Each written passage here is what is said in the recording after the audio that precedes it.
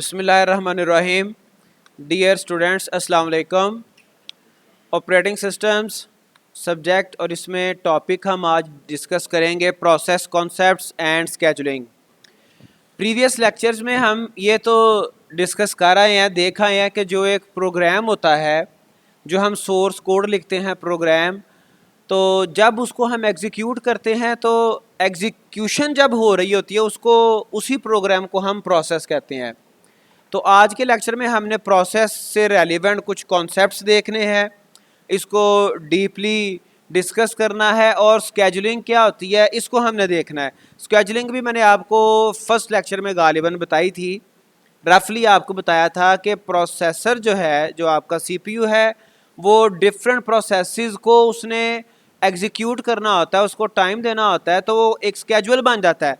आपको याद होगा मैंने आपको एग्जांपल दी थी डॉक्टर की, और उसका जो असिस्टेंट है जो टोकन जो है वो साइन कर रहा है और डिफरेंट पेशेंट्स को वो उसका स्केजुअल बना रहा है।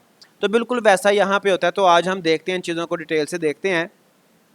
और अगर आप अपनी कोर्स आउटलाइन को देखें तो इसमें ये हमारा थर्ड टॉपिक है, प्रोसेस कॉन्सेप्ट एंड स्केजुलिंग।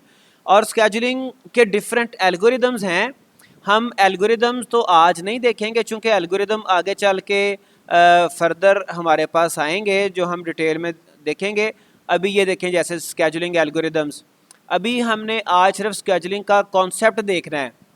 ठीक है जी, स्केजुलिंग होती क्या है, उससे रेलेवेंट कुछ इंपॉर्टेंट चीज़ें देखेंगे, और स्केजुलिंग एल्गोरिदम है वो हम लेटर ऑन देखेंगे। जैसा कि मैंने आपको प्रीवियस लेक्चर में बताया था कि स्केजुलिंग के डिफरेंट एल्गोरिदम्स हैं, किस तरह से आप स्केजुअल बनाते हो। ये स्केजुलिंग एल्गोरिदम्स हैं फॉर प्रोसेस। फिर थ्रेड स्केजुलिंग है, थोड़ा सा मैंने आपको नाम बताए थे प्रीवियस लेक्चर में, गालिबन फर्स्ट में ही, shortest job first, first come first serve, तो वो हम लेटर ऑन देखेंगे। चलें स्टार्ट करते हैं। Process an operating system executes a variety of programs that run as a process. जितने भी जो प्रोग्राम्स हैं ओएस रन करता है, वो जब रन होते हैं तो वो एज अ प्रोसेस रन होते हैं। ठीक है जी। Process is a program in execution. Program जब एग्जीक्यूशन में हो तो वो प्रोसेस कहलाता है। Process execution must progress in sequential fashion. वो एक सीक्वेंस के साथ उसकी प्रोग्रेस चल रही होती है, उसकी एग्जीक्यूशन हो रही होती है। Okay, no parallel execution of instructions of a single process. Normally अगर एक प्रोसेस है तो उसकी पैरेलल इंस्ट्रक्शंस नहीं होती। ये parallel programming, parallel instruction execution, ये फर्दर एक कॉन्सेप्ट्स हैं, इसी कोर्स में हम लेटर ऑन इसके बारे में भी कुछ देखेंगे। तो लेकिन यहाँ पे ये समझें कि सीक्वेंशियल फैशन में ये एग्जीक्यूशन हो रही होती है। और फिर पैरेलल एग्जीक्यूशन फिर वहाँ पर आती है ख़ास तौर पे जहाँ पे आपके पास सीपीयू कोर्स ज़्यादा हों, एक से ज़्यादा अगर सीपीयू कोर हैं तो वहाँ पर फिर पैरेलल का कॉन्सेप्ट आता है। Okay, the process has multiple parts. अब हमने ये तो देख लिया कि प्रोसेस जो है वो रनिंग फॉर्म ऑफ प्रोग्राम है। तो जब प्रोग्राम रन कर रहा होता है तो जब वो ज़ाहिर बात है मेमोरी में अपनी स्पेस कंज्यूम करता है, तो उसके कुछ पार्ट्स बन जाते हैं। ठीक है जी, कौन कौन से हैं? The program code also called text section. जो प्रोग्राम का जो कोड है, जो जिसे हम सोर्स कोड भी कहते हैं, तो प्रोसेस के अंदर डिफरेंट जो पार्ट्स बनते हैं उसमें एक टेक्स्ट सेक्शन होता है। टेक्स्ट सेक्शन, उस सेक्शन में आपका प्रोग्राम का कोड पड़ा होता है। फिर एक current activity including program counter, process register. फिर जो करंट एक्टिविटी चल रही है और उसके साथ एक प्रोग्राम काउंटर होता है, जो कि ये ऐसा रजिस्टर है, प्रोग्राम काउंटर एक रजिस्टर है जो कि नेक्स्ट जो एक्टिविटी है उसको जो परफॉर्म होनी है उसका एड्रेस इसमें मौजूद होता है, जो ये बताता है कि इसके बाद एक्टिविटी कौन सी आनी है, परफॉर्म कौन सी होनी है। ठीक है जी, आप यूँ समझ लें कि एक पेशेंट है डॉक्टर के पास, वो मतलब डॉक्टर उसको चेकअप कर रहा है और डॉक्टर के सामने एक और नेक्स्ट पेशेंट का नंबर लगा हुआ है। ठीक है जी, next patient number is 23 and his और हर नेम इज़ दिस। ठीक है, तो ये भी इंफॉर्मेशन आपकी प्रोसेस के अंदर सेव होती है, प्रोसेस का जो डिफरेंट पार्ट्स हैं उसके अंदर। फिर स्टैक होता है जो कि containing temporary data. Temporary data इसमें आता है, function, parameters, return addresses, local variables, इसमें सारी इन्फॉर्मेशन सेव होती है। डाटा सेक्शन होता है कंटेनिंग ग्लोबल वेरिएबल्स, ठीक है जी। हीप होता है containing memory dynamically allocated during run time. तो ये प्रोसेस के डिफरेंट सेक्शंस होते हैं। जैसे ये देखें, ये आपका बॉटम पे टेक्स्ट है, ठीक है जी। फिर डाटा सेक्शन आ गया जो आपके वेरिएबल्स एंड डिफरेंट, उसने बताया था डाटा सेक्शन में आपके ग्लोबल वेरिएबल्स आते हैं, और ये आपका हीप है, और ये आपका स्टैक है, और ये कुछ वेकेंट मेमोरी है। तो ये प्रोसेस इन मेमोरी। और अगर हम सी प्रोग्राम, चूँकि सी भी प्रोग्राम है, जब वो एग्जीक्यूट करेगा तो प्रोसेस बनेगा ना, तो हम सी प्रोग्राम का मेमोरी लेआउट देखते हैं। उसने बताया ना कि जब प्रोसेस मेमोरी में होता है तो उसके डिफरेंट पार्ट्स होते हैं। तो सी प्रोग्राम के हम डिफरेंट पार्ट्स देखते हैं।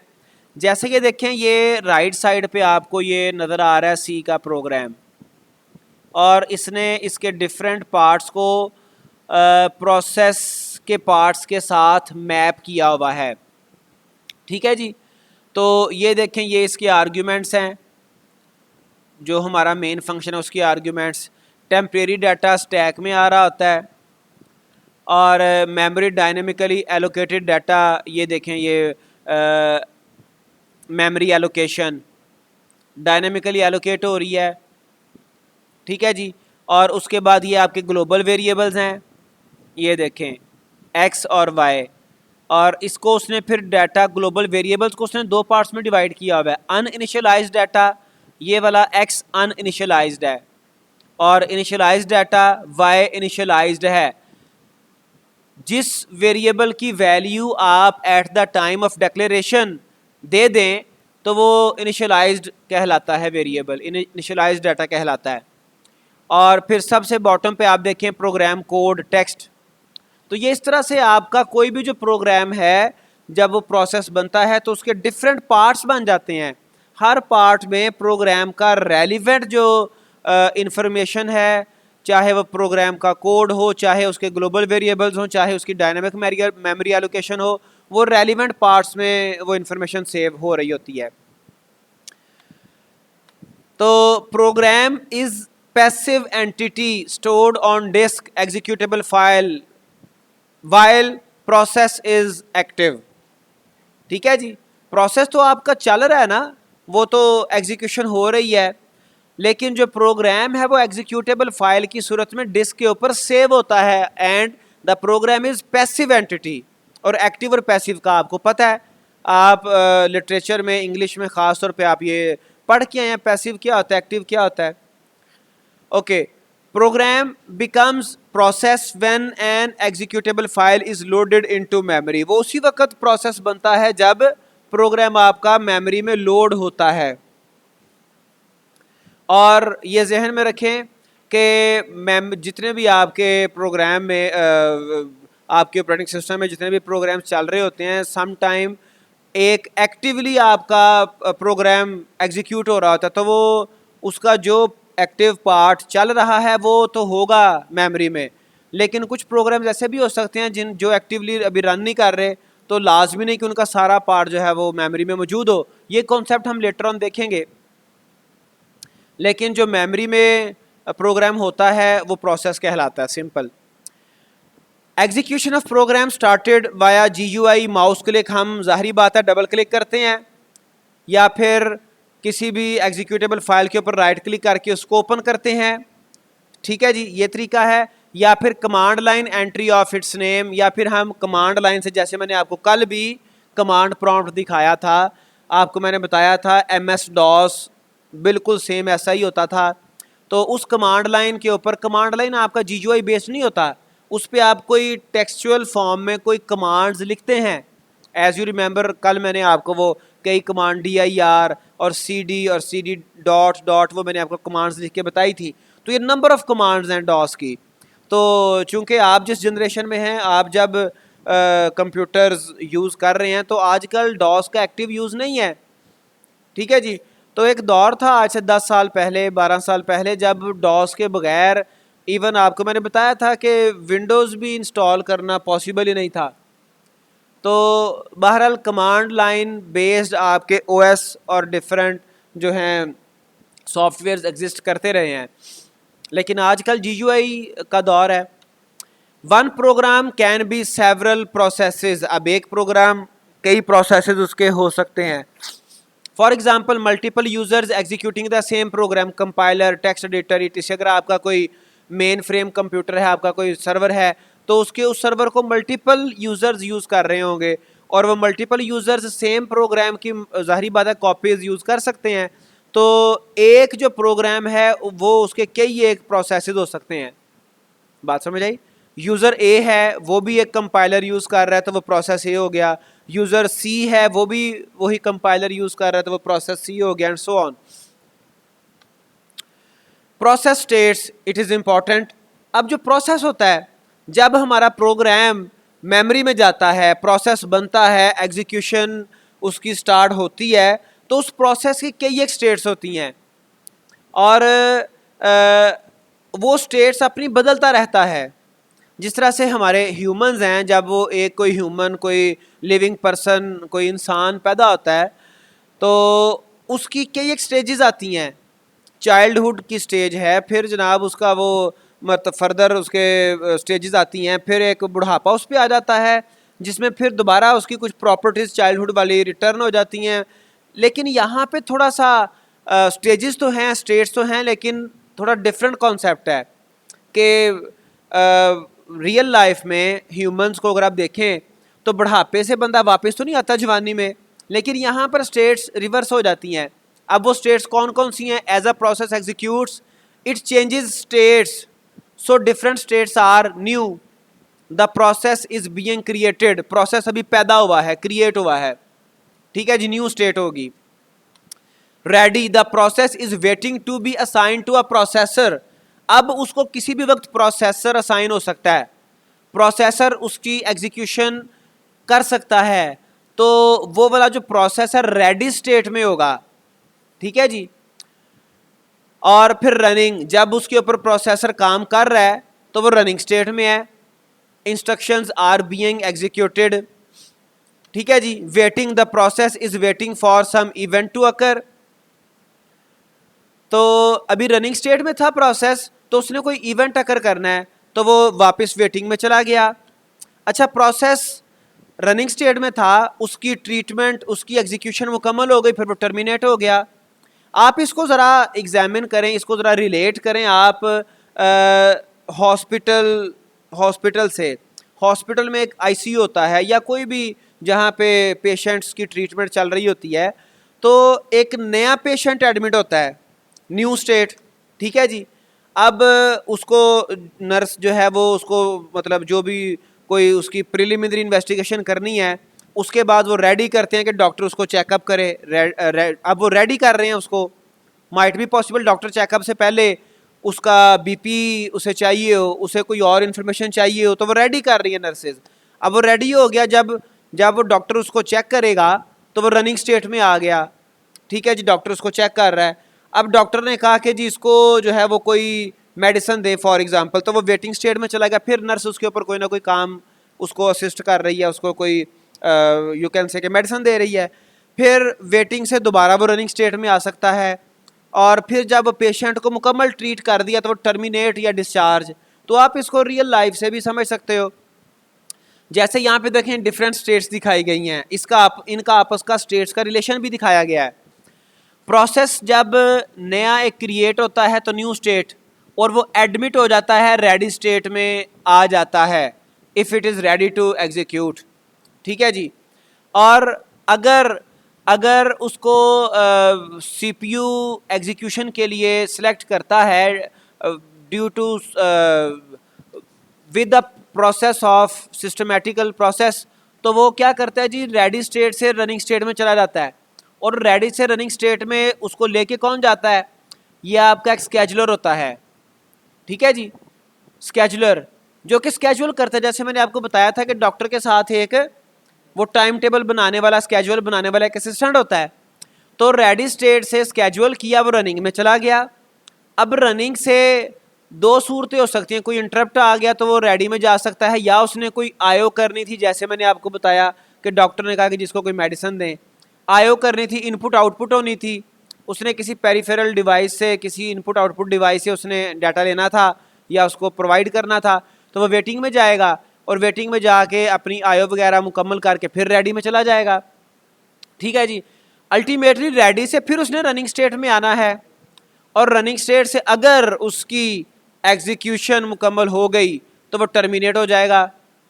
तो ये प्रोसेस की 5 स्टेट्स हैं जिनको अंडरस्टैंड करना बड़ा ज़रूरी है।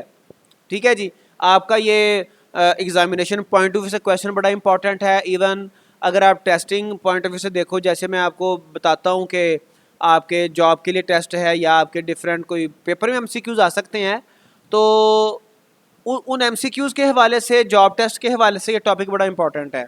5 आपके प्रोसेस की स्टेट्स हैं, कब कौन सी स्टेट किस स्टेट में कब क्यों आपका प्रोसेस जो है वो स्विच करता है, मूव करता है, इससे रेलेवेंट कई क्वेश्चन पूछे जा सकते हैं। उसके बाद एक कॉन्सेप्ट है प्रोसेस कंट्रोल ब्लॉक। अब ये प्रोसेस कंट्रोल ब्लॉक क्या है? Process control block also called stack control block contains information associated with each process. एक तो हमने प्रोसेस की डिफरेंट स्टेट्स उसकी देखी थी ना, उसके जो मेमोरी के अंदर उसकी जो है वो डिफरेंट टाइप्स। ठीक है जी। तो ये उसकी डिफरेंट इंफॉर्मेशन सेव कर रहा होता है प्रोसेस की, प्रोसेस कंट्रोल ब्लॉक। अब वो कौन कौन सी इंफॉर्मेशन सेव करता है? प्रोसेस स्टेट है, पीसीबी कहते हैं इसको कॉमनली। पीसीबी में प्रोसेस की स्टेट की इंफॉर्मेशन आ रही होती है कि करंटली प्रोसेस की कौन सी स्टेट है, रनिंग है, वेटिंग है, टर्मिनेटेड है या क्या है। ठीक है जी। तो फिर program counter, location of instruction to next execute, जैसे मैंने आपको बताया था प्रीवियस स्लाइड में भी कि प्रोसेस की इंफॉर्मेशन में जो प्रोग्राम काउंटर का रोल है, ये एक रजिस्टर है। ये जो नेक्स्ट आपकी इंस्ट्रक्शन, नेक्स्ट एक्टिविटी आपकी जो होनी है, नेक्स्ट इंस्ट्रक्शन जो आपकी एग्जीक्यूट होनी है, उसका एड्रेस प्रोग्राम काउंटर में पड़ा होता है।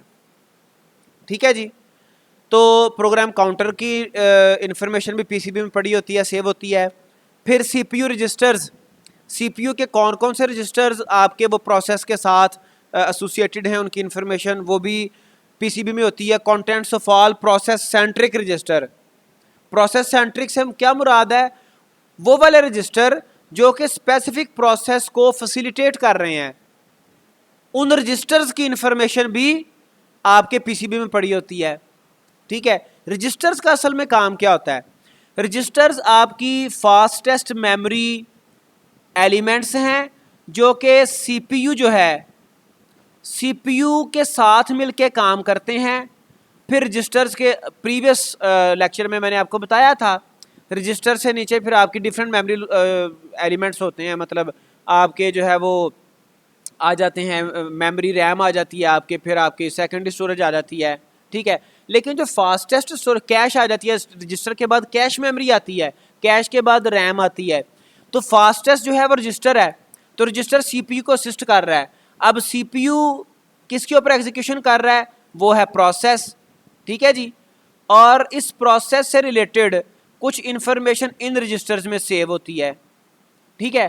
तो कोई भी प्रोसेस है, प्रोसेस P1 है, P2 है, उसके साथ कौन कौन से रजिस्टर वर्क कर रहे हैं सीपीयू को असिस्ट करने के लिए, ये इंफॉर्मेशन भी पीसीबी में पड़ी होती है। फिर सीपीयू स्केजुलिंग इंफॉर्मेशन कि उसके ऊपर कौन सा स्केजुलिंग एल्गोरिदम है, कैसे उसको स्केजुअल किया जाना है, शॉर्टेस्ट जॉब फर्स्ट है या फर्स्ट कम फर्स्ट सर्व है या राउंड रॉबिन एल्गोरिदम है, कौन सा है, कैसे वो उसको कब क्यों टाइम मिलेगा, सारी इंफॉर्मेशन पड़ी होती है पीसीबी में। फिर मेमोरी मैनेजमेंट इंफॉर्मेशन पड़ी होती है। ठीक है जी। Memory allocated to the process. फिर उसके बाद accounting information, CPU used, clock time elapsed since start, time limits, सारा उसके अकाउंटिंग, डिफरेंट सीपीयू कितना उसने यूज़ किया, कब वो कब तक यूज़ करेगा, सारा अकाउंटिंग। फिर IO status information, IO devices allocated to process, list of open files, जो कि उस प्रोसेस को इनपुट आउटपुट के लिए साथ आईओ ज़रूरी है। कुछ फाइल्स ओपन होंगी उसको डाटा प्रोवाइड करने के लिए, कुछ फाइल्स ओपन होंगी जिनमें डाटा प्रोसेस राइट कर रहा है। ये सारी इंफॉर्मेशन भी पीसीबी में सेव होती है। और ये इस तरह से कुछ पीसीबी का स्टेटस आपको ग्रामेटिकली आप देख सकते हो। टॉप पे प्रोसेस स्टेट है, प्रोसेस उसके नंबर है और प्रोग्राम काउंटर इसमें आ जाता है, साथ रजिस्टर्स हैं, मेमोरी लिमिट्स हैं, list of open files for IO status information and so on. ठीक है जी, ये सारा आपका पीसीबी है और इस पीसीबी के अंदर अल्टीमेटली आपके प्रोसेस की इंफॉर्मेशन आती है। अब अगर ज़रा आप इसको समराइज करें चीज़ों को, तो एक आ गया प्रोसेस की स्टेट्स, ठीक है जी, न्यू है, रनिंग है, टर्मिनेटेड है, वेटिंग है। फिर एक आपके मेमोरी के अंदर प्रोसेस के डिफरेंट जो है वो पार्ट्स होते हैं, जिसमें हमने कहा था हीप है, स्टैक है और टेक्स्ट है। ठीक है जी, और ये तीसरा आ गया PCB, it contains information of process. Okay, उसके बाद कॉन्सेप्ट आ जाता है थ्रेड का। इसको डिटेल में हम लेटर ऑन भी देखेंगे, लेकिन एक प्रोसेस के साथ कई एक थ्रेड्स हो सकते हैं। ठीक है जी, थ्रेड को आप लाइट वेट प्रोसेस भी कह सकते हो। मिसाल के तौर पे आप अगर कोई भी अगर आप प्रोग्राम देखें, प्रोसेस देखें, जैसे ये देखें मेरे पास ये ओपन है गूगल क्रोम, तो ये एक प्रोग्राम है, सॉफ्टवेयर है। ठीक है जी, जब ये रनिंग में आएगा तो प्रोसेस होगा। इसमें देखें कितनी सारी टैब्स ओपन है। ठीक है, तो ये मल्टीपल थ्रेड्स हैं। तो थ्रेड जो होता है ये लाइट वेट होता है। फिर अगर आप माइक्रोसॉफ्ट वर्ड की बात कर लो, आप इसकी पावर पॉइंट की बात कर लो, तो ये एक प्रोग्राम है और वो चलता है, एक प्रोसेस है। फिर इसकी डिफरेंट चीज़ों को कंट्रोल करने के लिए डिफरेंट थ्रेड्स होते हैं। ठीक है जी, जब आप माइक्रोसॉफ्ट वर्ड के ऊपर कोई टेक्स्ट राइट कर रहे होते हो, तो जो करेक्टर्स आपके कीबोर्ड से एंटर होते हैं वो माइक्रोसॉफ्ट वर्ड पे शो करवाने के लिए एक थ्रेड काम कर रहा है। दूसरा थ्रेड आपका वो डिक्शनरी यूज़ करते हुए आपके स्पेलिंग को चेक कर रहा है। इस तरह से एक और थ्रेड है जो कि ऑटोमेटिकली आपके डॉक्यूमेंट को आफ्टर स्पेसिफिक टाइम वो ऑटोमेटिकली सेव करवा रहा है। तो एक प्रोसेस से रिलेटेड कई एक थ्रेड्स हो सकते हैं। So far process has a single thread of execution. अभी तक हमने यही देखा था कि वो एक ही सिंगल थ्रेड है। ठीक है जी, consider having multiple program counters per process. जैसे हमने प्रोग्राम काउंटर कहा था जो कि नेक्स्ट इंस्ट्रक्शन जिसमें होती है, तो अगर एक ही प्रोसेस के साथ मल्टीपल प्रोग्राम काउंटर अटैच हो जाए तो फिर क्या होगा? Multiple locations can execute at once. Multiple program counter हैं तो मल्टीपल लोकेशन एक ही वक्त में एग्जीक्यूट हो जाएंगी, हो सकती हैं। मल्टीपल थ्रेड्स ऑफ कंट्रोल वो थ्रेड्स कहलाते हैं। तो आप जो मल्टीपल आपके प्रोग्राम काउंटर हैं वो मल्टीपल लोकेशंस पे एग्जीक्यूशन करवाते हैं, तो वो थ्रेड्स आपके बन जाते हैं। Must then have storage for thread details. फिर हमारे पास उन मल्टीपल थ्रेड्स की डिटेल्स स्टोर करने के लिए भी कोई ना कोई मैकेनिज्म होना चाहिए। मल्टीपल प्रोग्राम काउंटर्स होने चाहिए इन पीसीबी। हालांकि पीसीबी में तो एक हमने देखा था ना program counter, but if the process have multiple threads, then there must be more sections about process to store information। जो आपका पीसीबी है उसमें कुछ और तरह की इंफॉर्मेशन भी सेव करवाना पड़ेगी। मल्टीपल आपके प्रोग्राम काउंटर होंगे, थ्रेड की इंफॉर्मेशन एडिशनल सेव होगी। ठीक है जी, तो आपके थ्रेड्स भी हो सकते हैं एक प्रोसेस के साथ एसोसिएटेड। तो इसका डिटेल में तो डिस्कशन अगले लेक्चर्स में आएगी, लेकिन अभी हम प्रोसेस के बारे में उसके डिफरेंट कॉन्सेप्ट्स देख रहे हैं। तो थ्रेड भी एक लाइट वेट प्रोसेस भी इसे कहा जा सकता है। ओके, थोड़ा सा यहाँ पे मल्टीपल जो आपके प्रोग्राम काउंटर्स हैं इस कॉन्सेप्ट को समझने की ज़रूरत है। वो इस तरह से कि अगर आपका सिंगल कोर प्रोसेसर भी है आपके सिस्टम में, तो आपका जो प्रोसेसर है, जो आपका सीपीयू है, वो बिलियंस ऑफ इंस्ट्रक्शन एक सेकंड में एग्जीक्यूट करता है। हमें नहीं पता चलता कि वो इस वक्त कौन सी इंस्ट्रक्शन एग्जीक्यूट कर रहा है। ठीक है, तो वो मतलब हमारे वहमो गुमान में भी नहीं है कि वो एक सेकंड में कितनी इंस्ट्रक्शन एग्जीक्यूट कर रहा होता है।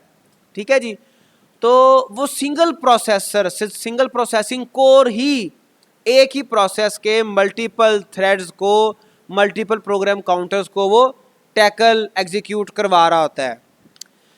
इसको थ्रेड्स को और प्रोसेस को मैं इस तरह से भी आपको एक्सप्लेन कर सकता हूँ। हमारे इधर एक सकाफती वो मेले में ये पुतली तमाशा दिखाया जाता है, अक्सर आप टीवी पे या कहीं पे इंटरनेट पे देख सकते हो।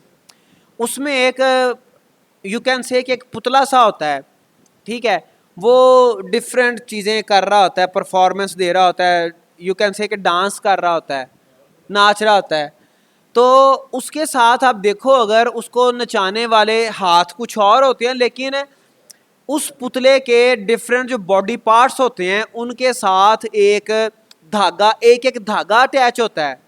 जो उस पुतले को नचा रहा होता है ना, वो बैकग्राउंड पे उन धागों को कंट्रोल कर रहा होता है। तो इस प्रोसेस के जो थ्रेड्स हैं, थ्रेड को वैसे भी उर्दू में धागा कहा जाता है, ठीक है। तो प्रोसेस के डिफरेंट पार्ट्स को कंट्रोल करने के लिए डिफरेंट थ्रेड्स हो सकते हैं। तकरीबन सेम कॉन्सेप्ट है, लेकिन यहाँ पर ये मैंने आपको पहले भी बता दिया कि अब उन थ्रेड्स की इंफॉर्मेशन भी सेव कहीं ना कहीं पे होनी है ना, ठीक है जी। तो उसके लिए आपको एक्स्ट्रा मेमोरी में जगह चाहिए। प्रोसेस रिप्रेजेंटेशन इन लिनक्स, तो ये एक एग्जांपल है, represented by the C structure task underscore struct.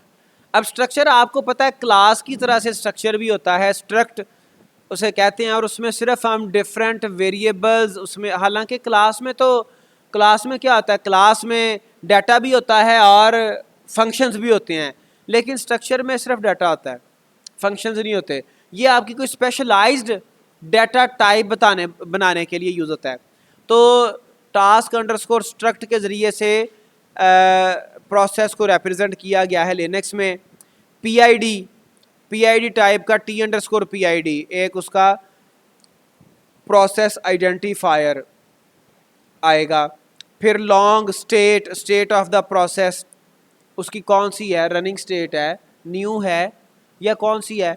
Unsigned int time slice, उसकी स्केजुलिंग इन्फॉर्मेशन, कितना उसने टाइम लैप्स कर लिया, ये वो। Struct task underscore struct parent star parent. फिर अब ये इसमें इसकी सारी थ्रेड की information, this process is parent, उस सारे उसके पेरेंट और थ्रेड्स वगैरह इंफॉर्मेशन आ जाएगी।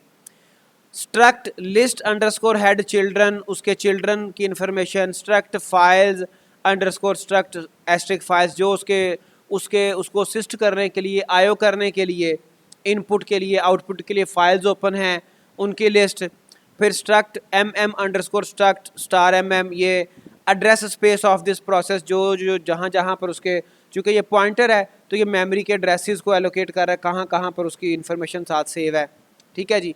तो ये देखें आपके रिप्रेजेंटेशन करंटली एग्जीक्यूटेड प्रोसेस, ये आपका जो करंटली एग्जीक्यूटेड प्रोसेस है उसको इस तरह से रिप्रेजेंटेशन उसकी हो रही होती है।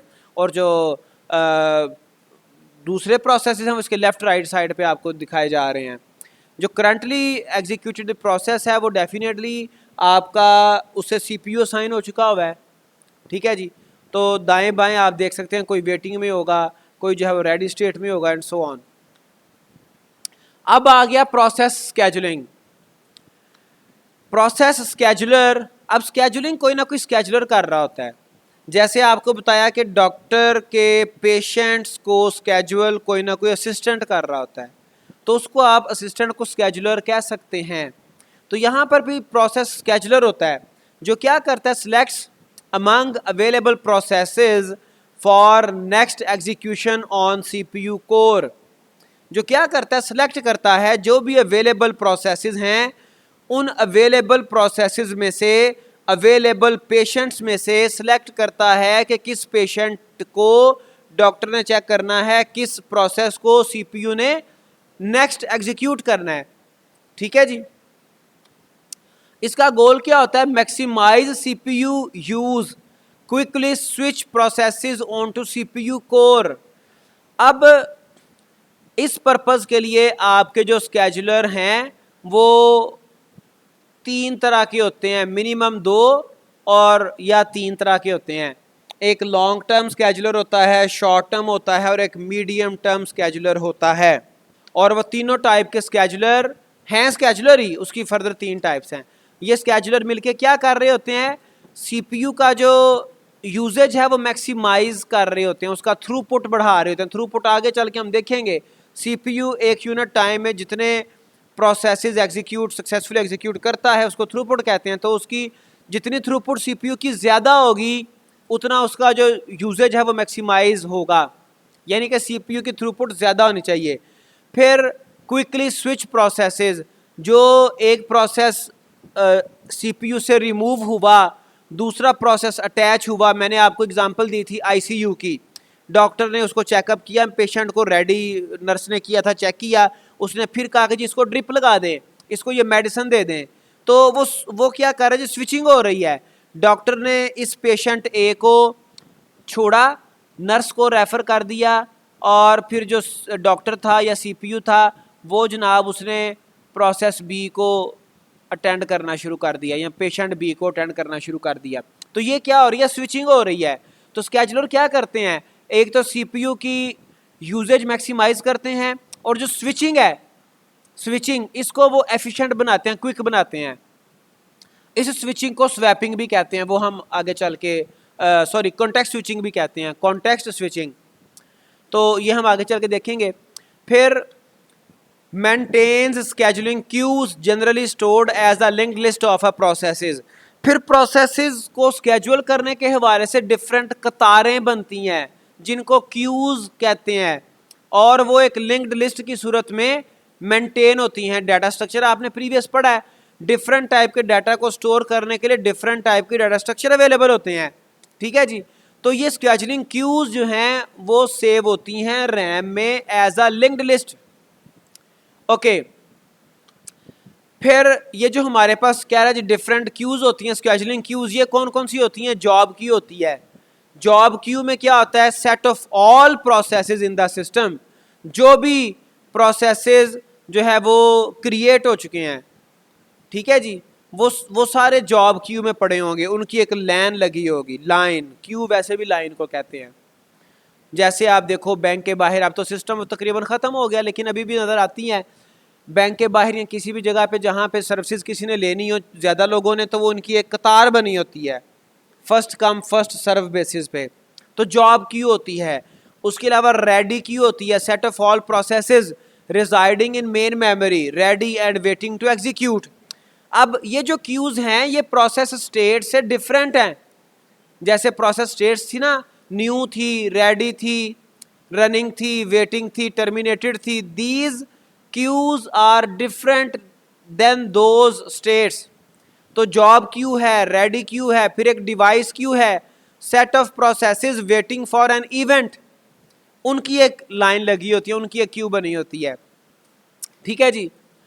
तो फिर processes migrate among the various queues, जैसे आपके प्रोसेस की स्टेट्स बदलती हैं, कभी वो रेडी स्टेट में होता है, फिर वो रनिंग में जाता है, फिर वो रेडी में आता है किसी इंटरप्ट की वजह से, फिर वो रनिंग में जाता है, फिर वो वेटिंग में जाता है आईओ के लिए, फिर वो रेडी में जाता है, एंड सो ऑन। ये सारा एक वो घन चक्कर लगा रहता है, एक साइकिल चलता रहता है, फिर वो टर्मिनेट कर जाता है।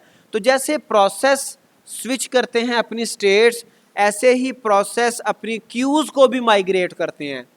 कभी वो रेडी क्यू में आ जाता है, कभी वो जॉब क्यू में आ जाता है, कभी वो डिवाइस क्यू में आ जाता है, एंड सो ऑन, ठीक है जी। अब ये देखें प्रोसेस स्केजुलिंग क्यूज, डिफरेंट जो आपकी क्यूज हैं। रेडी क्यू में जब प्रोसेस सबमिट होता है रेडी क्यू में आता है, और यहाँ से वो रेडी क्यू से उसने अल्टीमेटली सीपीयू के साथ अटैच होना होता है, सीपीयू उसको अटेंड करता है, एग्जीक्यूट करता है, फिर यहाँ से वो आईओ रिक्वेस्ट के लिए जा सकता है, फिर यहाँ से वो टाइम स्लाइस अलैप्स्ड, वो कोई टाइम उसका जो होता है वो एक्सपायर हो जाता है, जो उसने उसको टाइम अलाउट हुआ था। तो आप ये देखें जब सीपीयू किसी प्रोसेस को अलॉट होता है, फिर वो आईओ रिक्वेस्ट के लिए जा सकता है, उसका टाइम स्लाइस एक्सपायर्ड हो सकता है। चूँकि मैंने आपको बताया था स्केजुलिंग एल्गोरिदम डिफरेंट हैं। एक एल्गोरिदम है जिसको आप राउंड रॉबिन कहते हो, उसमें टाइम स्लाइसेस अलॉट होते हैं। मिसाल के तौर पे हर प्रोसेस को 10 सेकंड सीपीयू मिलेगा, तो उसका टाइम स्लाइस एक्सपायर हो गया, उस प्रोसेस ने कोई चाइल्ड प्रोसेस क्रिएट करना था, उसने वो इंटरप्ट की वजह से उसे वेट करना पड़ गया। तो ये आपकी क्यूज़ हैं, रेडी क्यू है, आईओ वेट क्यू है, और इस तरह से आपकी डिफरेंट क्यूज जो है वो बनती रहती हैं। ठीक है जी। नेक्स्ट इज प्रोसेस स्केजुलिंग, और इसमें हम देखते हैं a new process is initially put in the ready queue. ठीक है जी। It waits there until it is selected for execution और डिस्पैच्ड। जब वो एग्जीक्यूशन के लिए सिलेक्ट हो जाएगा उसको डिस्पैच कहते हैं। डिस्पैच कहते हैं कि अटैच कर देना, सीपीयू के साथ प्रोसेसर को अटैच कर देना, डिस्पैच कहलाता है। और रियल लाइफ में हम जब ऑफिसेज की अगर बात करें, किसी इदारे की बात करें, जब कोई डाक, कोई लेटर, कोई किसी ऑफिस की तरफ से दूसरे पर्सन कोई ऑफिस को जाती है ना, तो वो बाकायदा एक रजिस्टर में उसको नोट डाउन किया जाता है इलेक्ट्रॉनिकली और ऑन मैनुअल रजिस्टर। तो वो जो नोट डाउन किया जाता है उसको भी डिस्पैच कहा जाता है, डिस्पैचिंग। ठीक है जी। तो ये डिस्पैच से क्या मुराद है कि वो सीपीयू के साथ प्रोसेस को जोड़ दिया है, तो वेट करता है जब तक वो सिलेक्ट ना हो जाए या डिस्पैच ना हो जाए। Once the process is allocated the CPU and is executing, one of several events could occur. कौन कौन से इवेंट हो सकते हैं? The process could issue an IO request, process को आईओ की जरूरत पड़ सकती है, and then be placed in an IO queue, तो वो आईओ क्यू में चला जाएगा। The process could create a new child process, जैसे वो हमने देखा था, वहां से वो चाइल्ड प्रोसेस क्रिएट करने के लिए जा सकता है, and wait for the child's termination. The process could be removed forcibly by the from the CPU as a result of an interrupt. कोई इंटरप्ट आ सकता है, उसको जिसे कहते हैं ज़बरदस्ती सीपीयू से रिमूव कर दिया गया, जैसे तहरीक अदम एतमाद आई। ठीक है जी। फॉरेन फंडिंग हुई, जैसे कि जो है वो सारे मामलात हुए, वो हॉर्स ट्रेडिंग हुई और प्राइम मिनिस्टर को फोर्सफुली रिमूव कर दिया गया। And B put back in the ready Q, और फिर उसको वापस रेडी क्यू में डाल दिया गया। Now prime minister, ex prime minister is again ready to elect. तो ये डिफरेंट जो है वो प्रोसेस के साथ डिफरेंट चीज़ें हैपन होती हैं। Okay. In the first two cases, the process eventually switches from the waiting state to the ready state and is then put back in the ready queue. State और queues को उसने join करके explain किया. A process continues this cycle until it terminates, at which time it is removed from all queues and has its PCB and resources deallocated. जब वो उसकी execution मुकम्मल हो गई, terminate हो गया, फिर तमाम queues में से उसको remove भी किया जाता है। जो रिसोर्सेज, रजिस्टर्स, रिसोर्सेज उसको पीसीबी उसको अलॉट किया गया था, उसकी इंफॉर्मेशन सेव हो रही थी, रजिस्टर उसकी असिस्टेंस के लिए काम कर रहे थे, वो सारे रिसोर्सेज उससे ले लिए जाते हैं। अगेन बिल्कुल वैसे ही जैसे जब पीएम साहब रिमूव हुए और कैबिनेट मिनिस्टर्स ने रेजिग्नेशन दिए, उनके जो सारे चैम्बर्स थे, जो पीएम हाउस था, वो सारा वो उनसे ले लिया गया।